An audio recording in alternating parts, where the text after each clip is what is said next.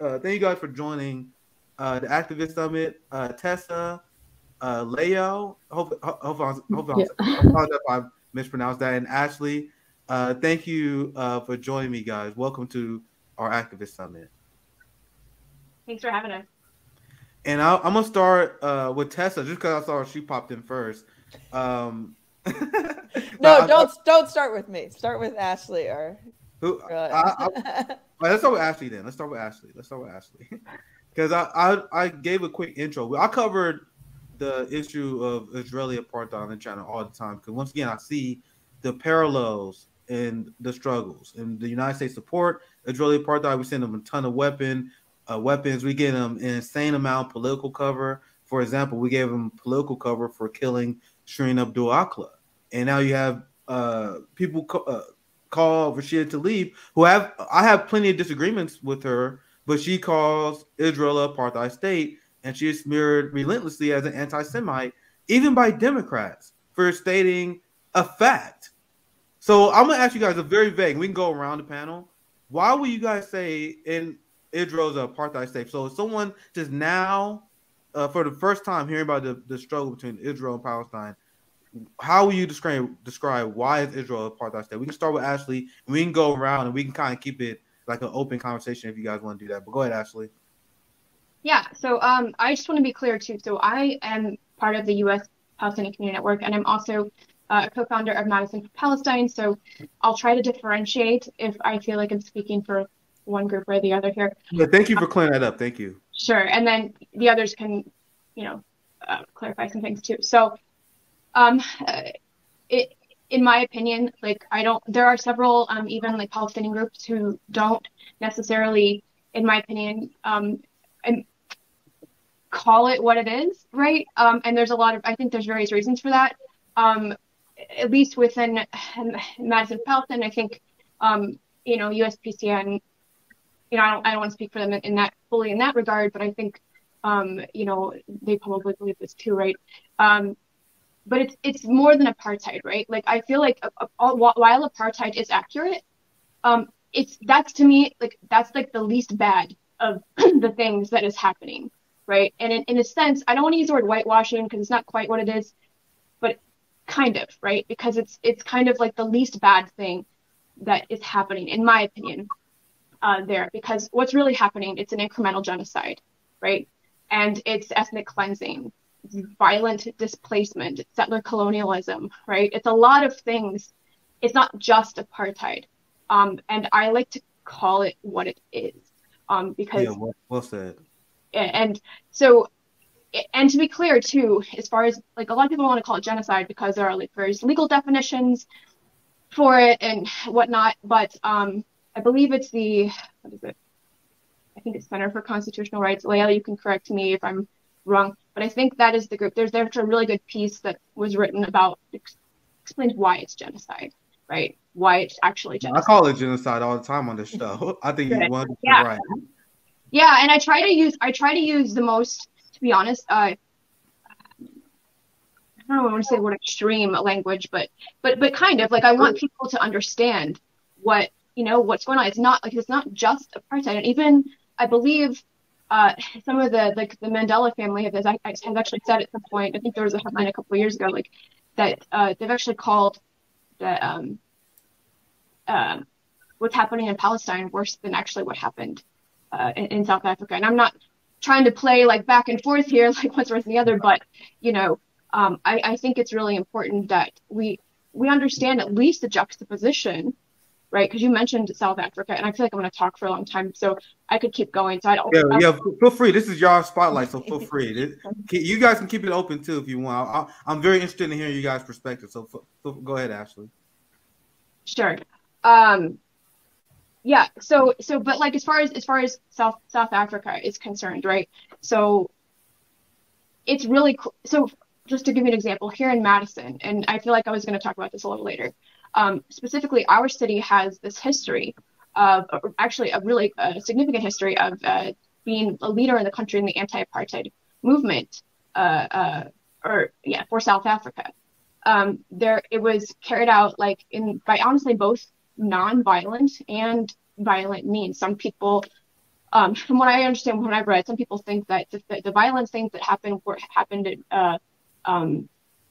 in regards to the Vietnam War, but from things I've read, there was like a bombing, I think, or something at the university. Texas shaking their head, and things I've read, it was actually related to the South African apartheid movement, anti-apartheid movement. And our city specifically, there were several legislative bodies that made these decisions passed various resolutions basically condemning the apartheid. There was various sit-ins, all kinds of like stuff. But basically, they got the entire university system to divest from any entities involved with South African apartheid. So, and you can actually read it. Madison was actually a leader in the country on this. Yet, I'll go into this part later, but for some reason, we can't seem to get any of these same leaders, not same leaders, but leadership now to understand or recognize what's happening to Palestinians. And it's not that I don't think they all don't understand. I mean, some of them don't, but I think there's also intentional ignoring of it. Our city is also, in my opinion, very Zionist. And look, I think there's a lot of places that are very Zionist because that's just this country. I feel like I'm just going into a lot of stuff right now.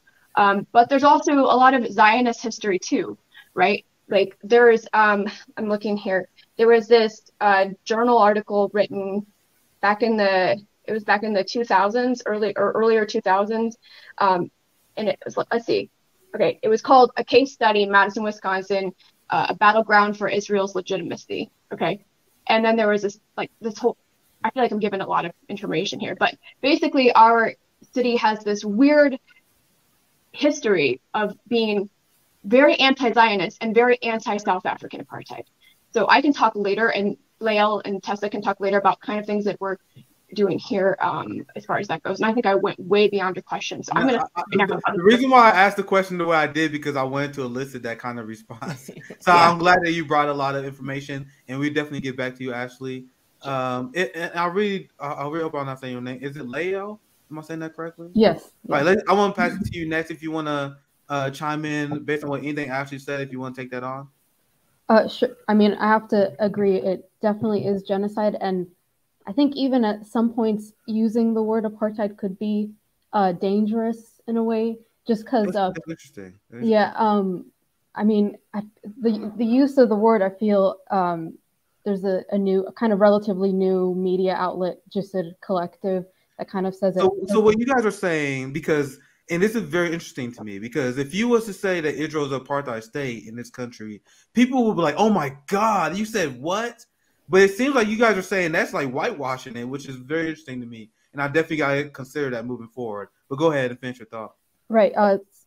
Just a collective kind of said it perfectly when they said that, the use of the word apartheid is basically used to give Zionists, to allow them to hand out rights within the cages that bar us from liberation, the full liberation of Palestine. So it's kind of giving equal rights to both Palestinians and their colonizers, while the colonizers Zionists steal Palestinian land. Yeah, that's a very interesting perspective. I'm glad that you guys brought that. Tessa, do you have anything you want to add to what Ashley and Loyal was saying? First off, I just want to clarify, I'm not Palestinian. I'm in solidarity with the Palestinian people. I think it's important for us to be so in the United States, given our government's involvement in not just the creation of helping Israel become a country, but our continued support. But yeah, I think when I think about the relationship of Israel and Palestine, and it is genocide, because you have to think about the end goal, right? The end goal of Israel, as I see it, is not to share land with Palestinians, is to remove Palestinians, not just from their land, but from the earth, right? And if you want to understand that perspective, listen to some Israeli news sources. And they are just so much more blatant when they go around and interview. Like, it's cringy when you go around and interview,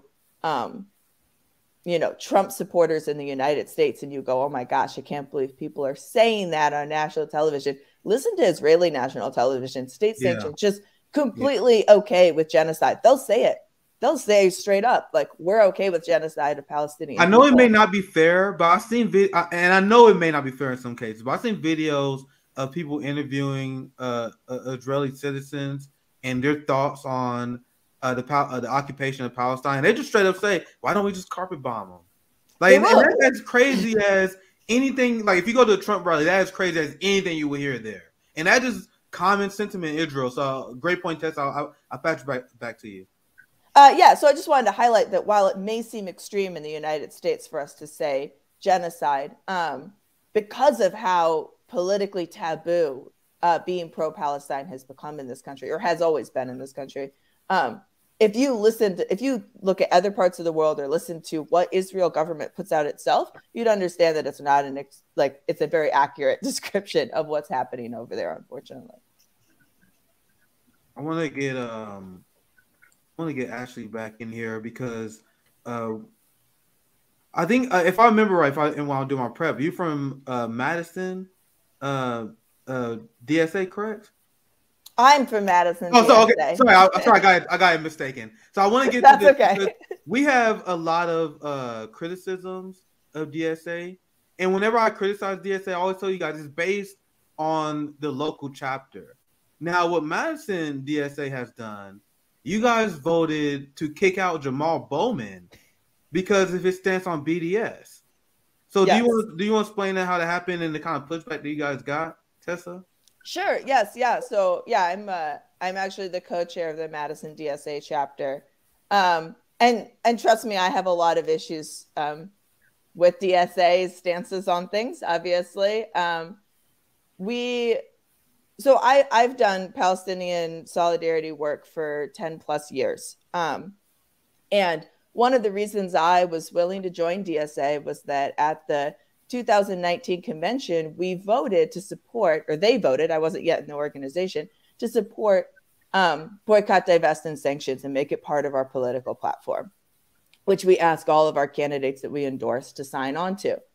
So any candidate that's endorsed by DSA has supposedly agreed to our political platform and will support it, right? When they go to Congress. And I think you need to make sure that a movement stays in the streets and with the people and doesn't get co-opted by a few leaders. They get to go into the government, which usually ends up pulling them to the right, as our government naturally does. And so it's our job in the movement to pull those people back, or to stay true to our actual principles instead of getting co-opted by short-term wins that won't actually see a better society for everyone, but only for a selected few. So there was a long 8-month process of the Palestinian working group nationally in DSA, working with Bowman, working with his staff, trying to get him to change his opinion, to understand where we were coming from. And all of that was shot down. So after that, Madison DSA got together and said that he should be expelled if he doesn't want to follow the political platform that we all voted on at convention, right? Our highest democratic body. And people were very upset with that because the idea of discipline in a revolutionary socialist left is unheard of in the US at this point in time, right? Yeah. Like, and we should have, I believe we should have that. And I believe there are lines that we shouldn't cross. There's multiple of them for me. And everyone has different lines, right? So for me, crossing the picket line of BDS is a line.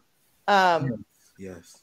You know, as are many other things, not supporting universal health care, prison abolition, lots of things. But that's the topic for today. So that's kind of why we did it. And then, yes, we had a lot of backlash nationally. But I just want to point out that 1/3 of chapters of DSA voted to either reprimand or expel Bowman during that time. And it was never really acknowledged that 1/3 of the organization came out opposed to,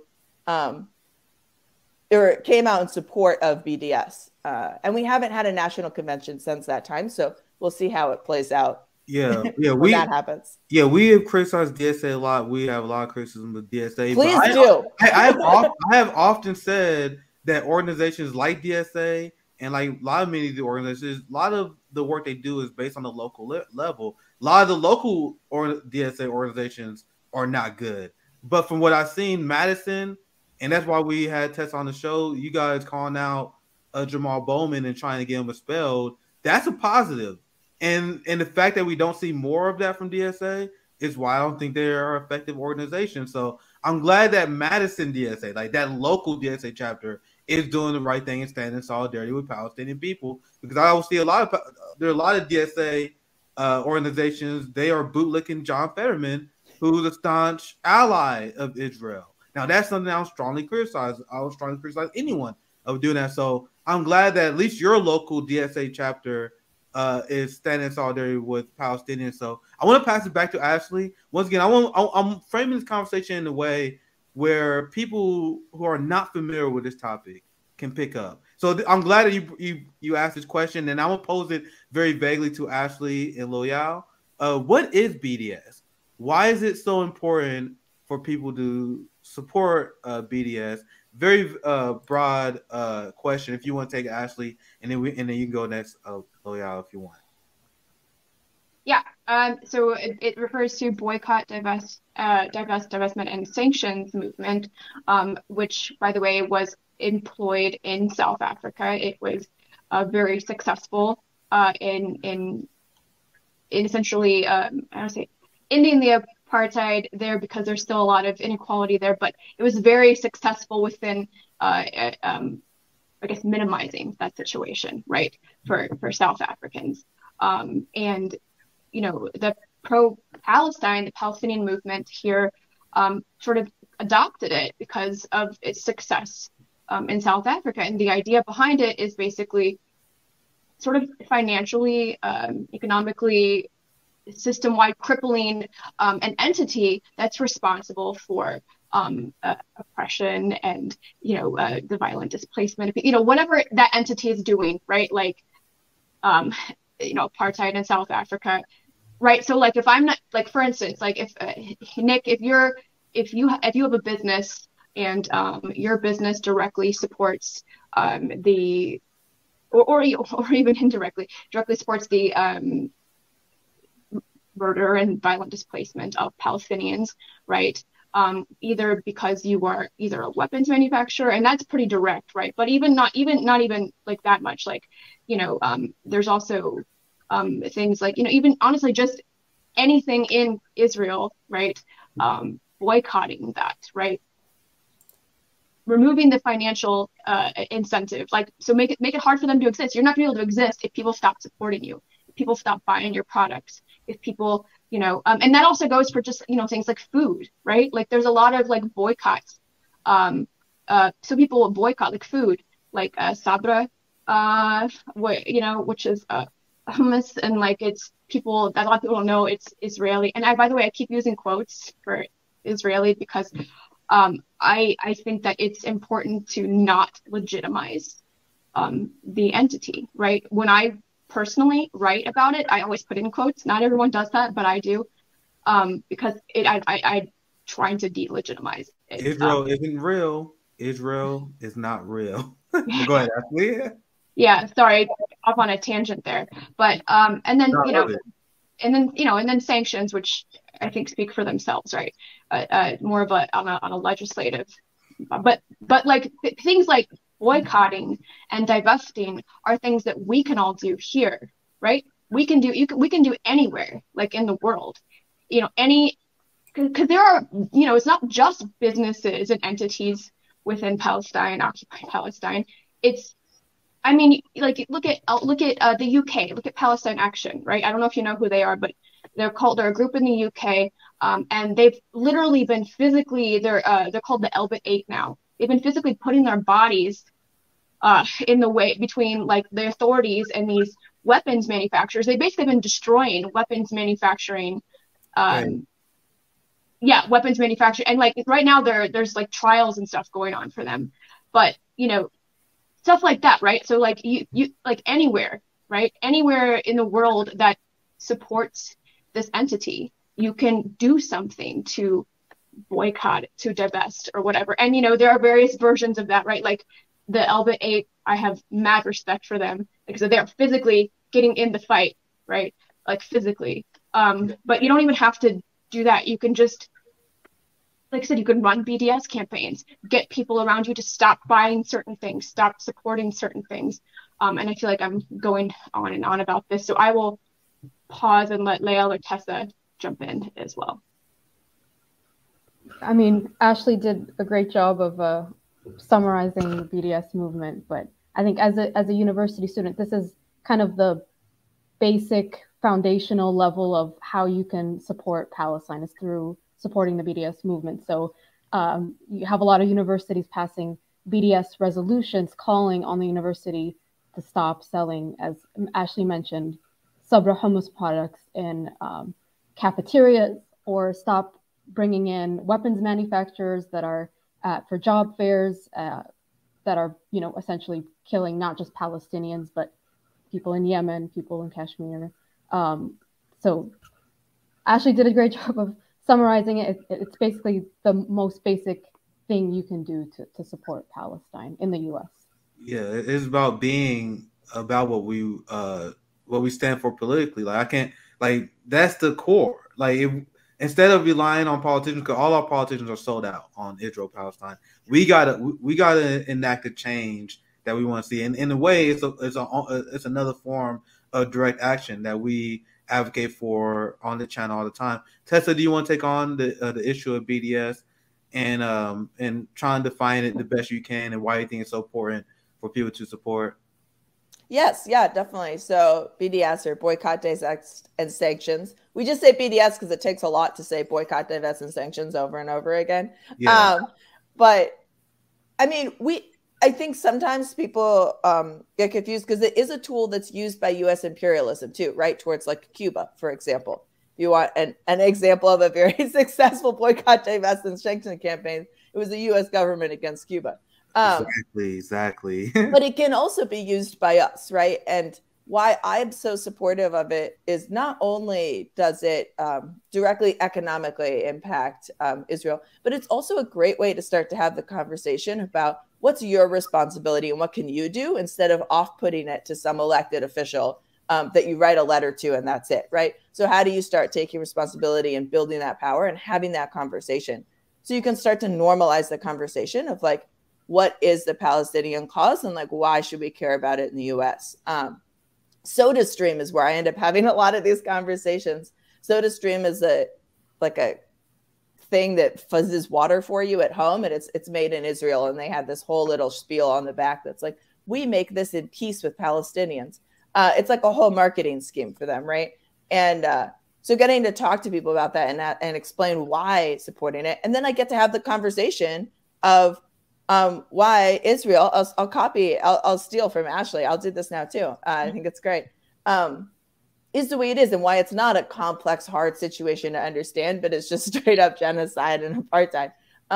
So I use it as a way to have those conversations, but also it's a way to start building movement from people power instead of trying to rely on a government to do something.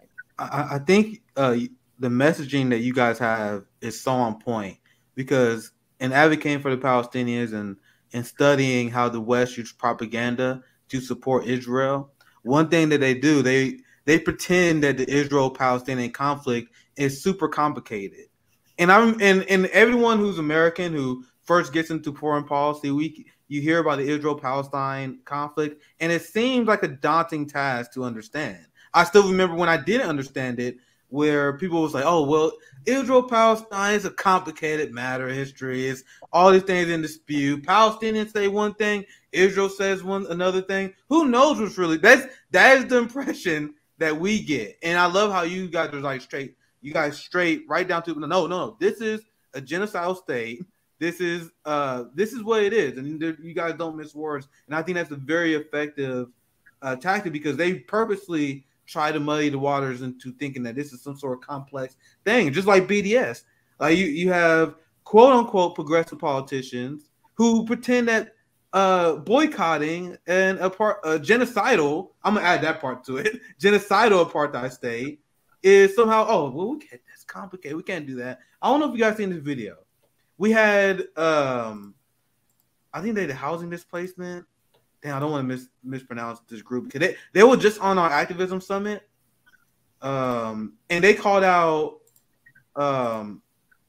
Ayanna Pressley on BDS. And people, well, not people, progressives, Democrats, are upset at RBN because they say, RBN, why do you guys go after the squad so much? Why do you guys criticize Ayanna Pressley? Why do you guys criticize Nina Turner? Nina Turner, who turned her back on Palestinians by refusing to endorse BDS. That's who we're talking about. So Ayanna Pressley will just ask about BDS. We played the first part of this video, and I'll get you guys to react. And this video, the reason why I'm showing it, is a symptom of an overall greater problem among the established professional managerial class left, where they feel like they can sell out Palestinian people. So let's watch this video, and I'm gonna give you guys thoughts on it. Let me. I was just gonna ask you a question because SJP, so Students for Justice in Palestine, with me. I'm sorry, this video. I gotta fix the audio. The audio kind of low. Let me fix it. Here it is. So here's the video. That's what you are, a student leader. Just never lose that. I was just gonna ask you a question because SJP, so Students for Justice in Palestine, like me in here. Okay. And we were just wondering, like, do you support BDS? So like boycott, divest sanctions, and like what your stance was on that. Yeah. And you know, if you're willing to say that you support that, you know. Well, first of all, how often do you all meet? I'd love to come and be a part of a meeting. Can we do that?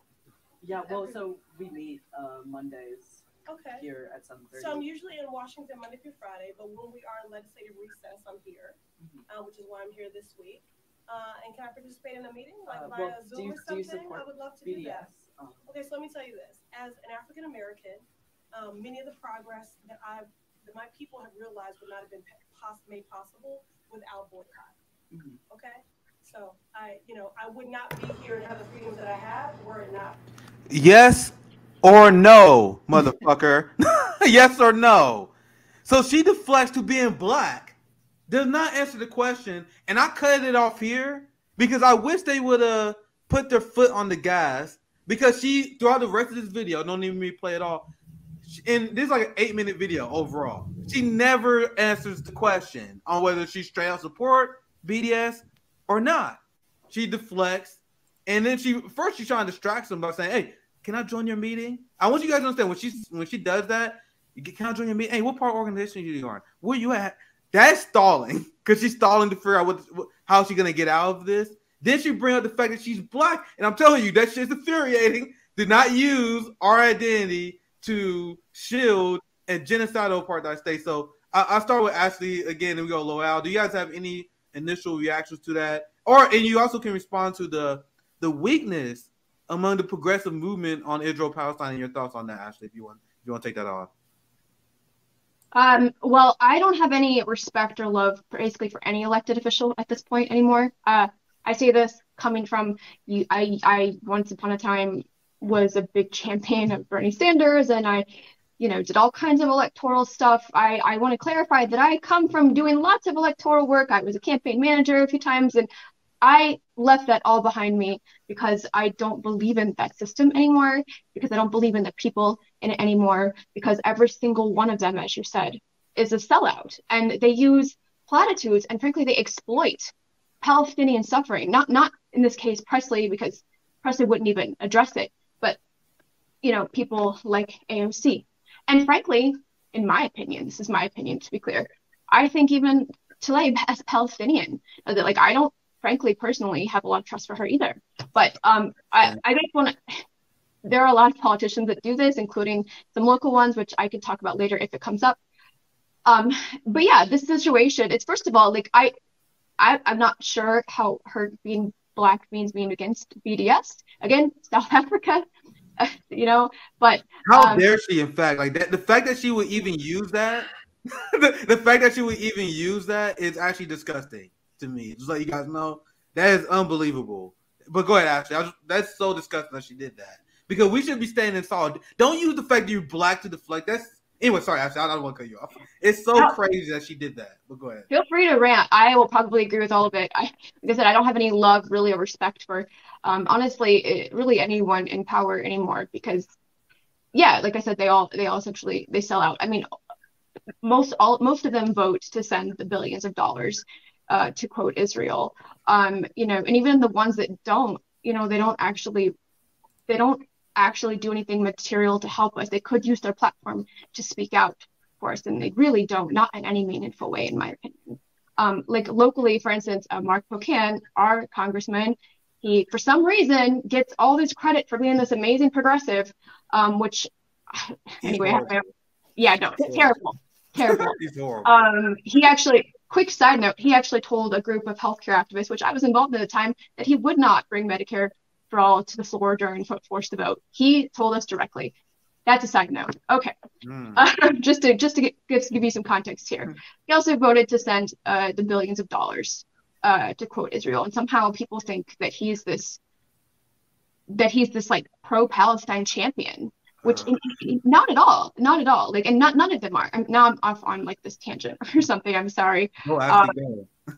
But yeah, and also to be clear, and this is not a criticism of you or anyone else here, like one of the things we try to work against or work for is ending the normalization of the Zionist entity, quote Israel, right? And one of the things that we do, like I do at least, like I don't say like Israel Palestine, like I just say Palestine, right? Yeah. Sometimes if I need to clarify, I'll say occupied Palestine, right? Yeah, I try my best too. I try my best not to avoid saying, and if you guys see my coverage, I try my best to say Palestine. Israel isn't real, so I 100% agree with your tactics. Actually, it's hard because like you have to like train yourself to like, because it's so deeply embedded, even like on the left too. It's hard to train yourself to get out of it. So I'm not like faulting people who are trying to like be good allies and work towards that process.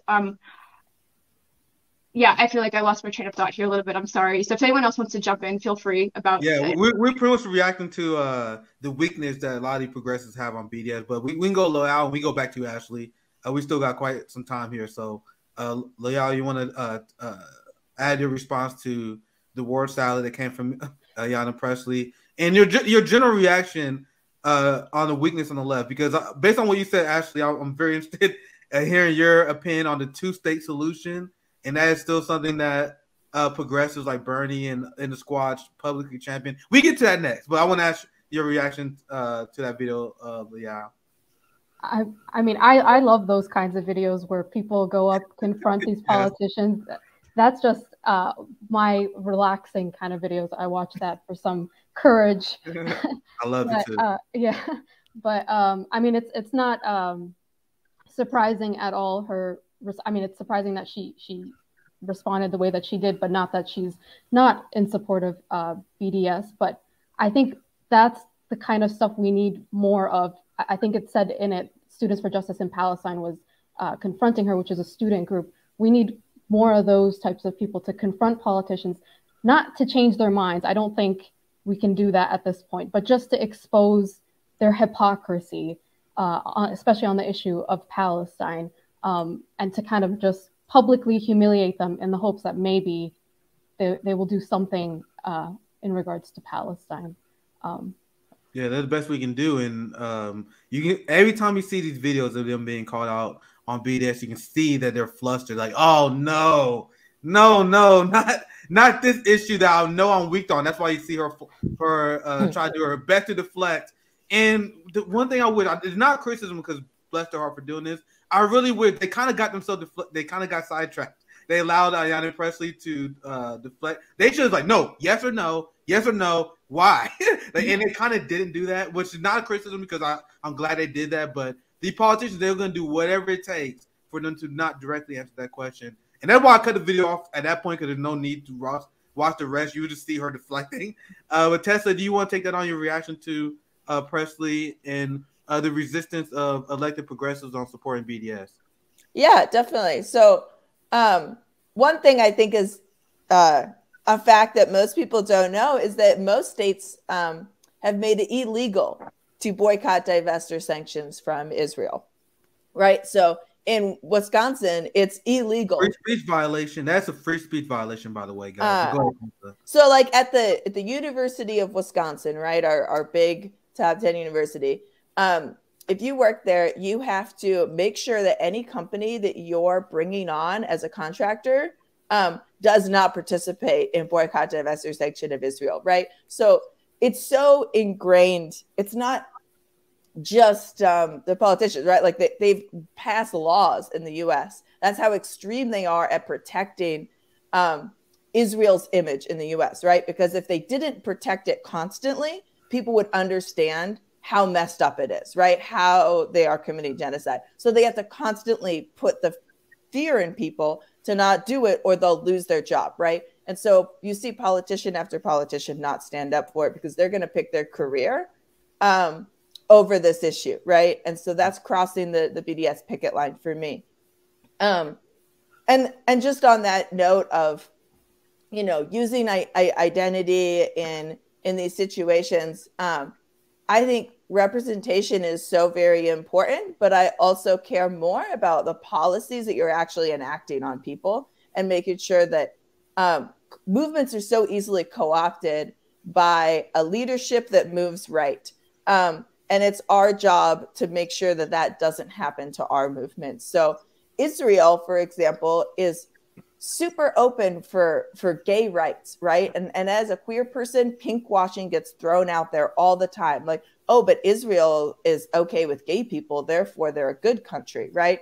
We see the same thing with cops in the US, right? Oh, they supported a gay wedding, so it's fine that they just shot someone. What you talking about is the new. This is the new era of liberals, and this is the quote unquote wokeism, where people use social justice issues as a way to justify and support imperialism, where they say, "Oh, we're gonna support sanction, we're gonna support this country, we're gonna support invading this country, we're gonna support being hostile in this country because they got different take on social issues than us, and then we also gonna support genocidal empires as long as they fly an LGBTQ flag." And with that said, which is insane. Go ahead. And so I think it's important for us to not let us get divided, right? For us as different oppressed people to connect with people across the world and understand the Palestinian cause and not let politicians or leaders or militaries divide us or confuse us with throwing those different things around. They will co-opt our language and they will throw it back at us. And we have to sift through that and make sure it doesn't happen. Like the Madison Police Department trained in Israel and then came back and suppressed protests in the US, right? Like it's direct impact across that like imperialist communication. And so we need to do the same from the other side, right? They are communicating and doing what's best for imperialism. And so oppressive working class people need to do the same in return and not let them co-opt us or confuse us with what these politicians do, right? In their stepping stones towards their career. This is a great comment, and I'm glad you brought it up. We covered this when it happened. Abby Martin sued Georgia and won because the quote-unquote free speech right implement laws that crack down on BDS. Ron DeSantis, the quote-unquote free speech warrior, has anti-BDS laws on the book in Florida. You guys understand? Anti-BDS laws are a free speech violation, not a theoretical free speech violation. So I'm a free speech absolutist, but when Twitter bans someone, that's theoretical free speech because that's not a government. It's standing for the principle of free speech, right? When you have BDS laws, that is quite literally the government violating your free speech rights. That's the entirety of, honestly, both the Democratic Party, but the Republican Party as well. And that's why I emphasize all the time on the channel, do not buy for 1 second the idea that Republicans are on the right for free speech. That bubble falls apart real quick when you ask them about BDS.